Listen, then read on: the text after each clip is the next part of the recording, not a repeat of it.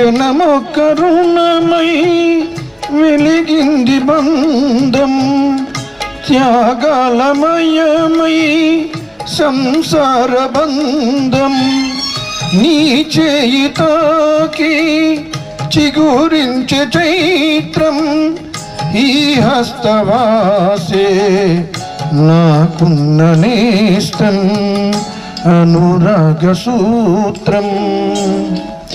మా ఇంటిలోన మహాలక్ష్మి నీవే, మా కంట వెలిగే గృహలక్ష్మి నీవే.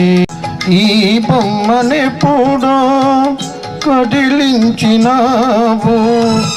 నిన్ను చూడగానే పొంగింది రక్తం, కను చూపులోనే మెరిసింది పాశ.